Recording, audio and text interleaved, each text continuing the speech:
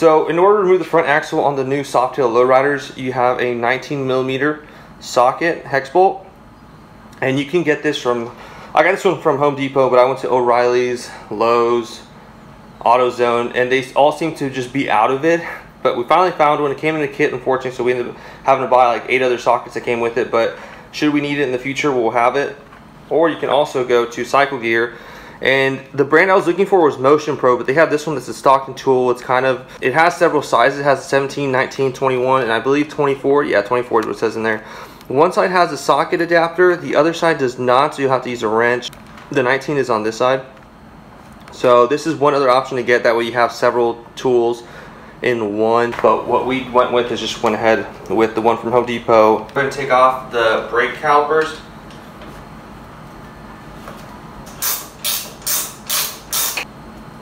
And we are going to be removing the brake pads from it, so that we can put the Lyndall brakes Z+, but right now we're just going to secure it here on the bike. So we've already went ahead and took off the pinch bolt from the front, went ahead and removed that. And so now we're going to go ahead and remove the front wheel axle. Remember to keep in mind the orientation of the bearings, etc.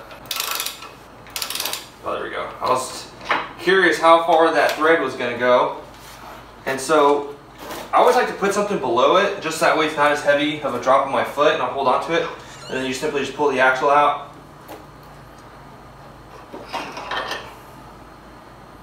And then just remember that the bearings are going to come out,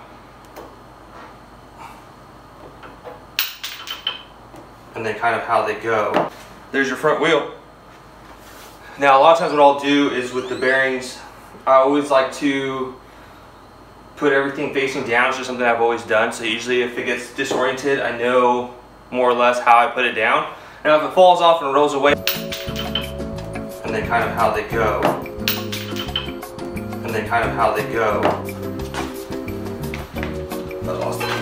Yeah, I always like to take reference pictures also, so that way I know where the thread marks or where they're at in relation to the bike, how they look. So that way it's just like a mini cheat sheet that I do, just because it helps me. There has been a couple times where I'm just completely lost. I'll have to look up stock photos on Instagram and work my way through that. So it's always interesting. And so now we're gonna go ahead and swap the stock rotor with Lyndall. Blow your mind! Yeah!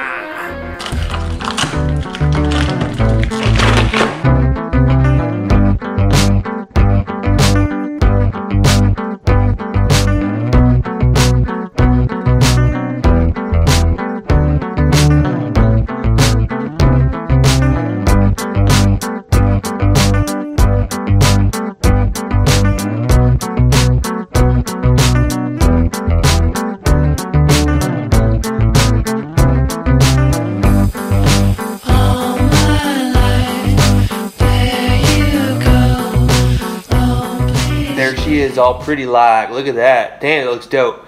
So we got it, went ahead and adjusted it. You may want to possibly get some hardware that's chrome, or if you have a black rotor on black, etc., you may want to get black. That way it kind of blends in, but I'm fine with just the raw or the brushed aluminum, whatever these things are, with the chrome. Looks pretty dope. So we're going to go ahead and throw it on. Remember, you want to orientate it how it was. We're going to go ahead and reaffix it to the whole doohickey.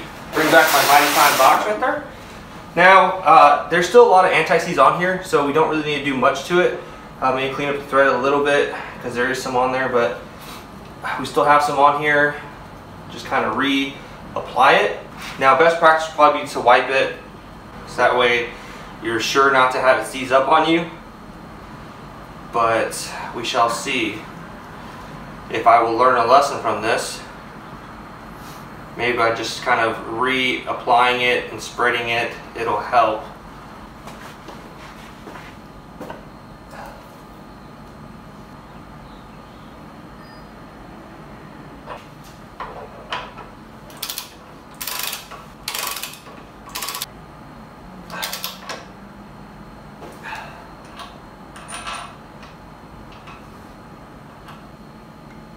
So now we're going to go ahead and take out the brake pads.